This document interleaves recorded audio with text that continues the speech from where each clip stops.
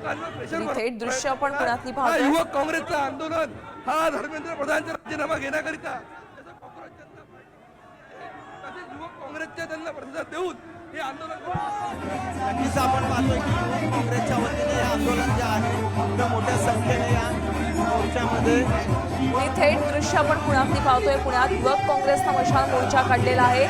नीट CBSE paper फुटी विरोधात युवक काँग्रेसनं मशाल मोर्चा काढला. आपण पाहतोय मोठ्या संख्येनं काँग्रेसचे कार्यकर्ते या मशाल मोर्चामध्ये सहभागी झालेले आहेत.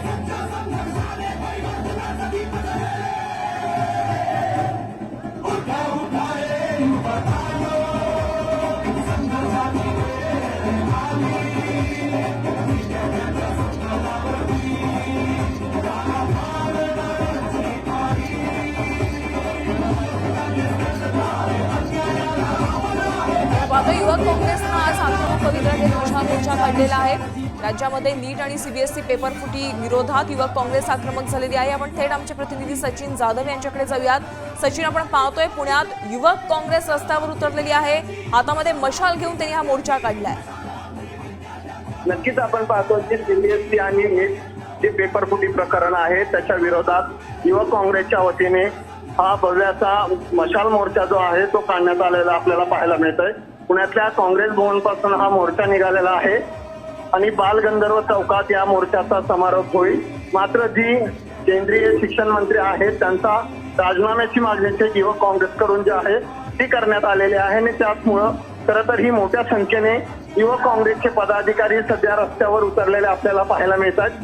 मशाल पेटवत आणि मशाल हातात घेऊन हे सगळे युवक काँग्रेसचे सरकारच्या विरोधात घोषणाबाजी करत आहेत. शिक्षण मंत्र्यांचा राजीनामा मागत आहेत. त्यामुळं युवक काँग्रेसच्या वतीने नीट परीक्षा आणि सीबीएसई परीक्षेच्या बाबतीत जो घोटाळा आणि पेपर फुटी झालेला आहे त्याचा निषेध व्यक्त करण्यासाठी हा मोर्चा काढण्यात आलाय.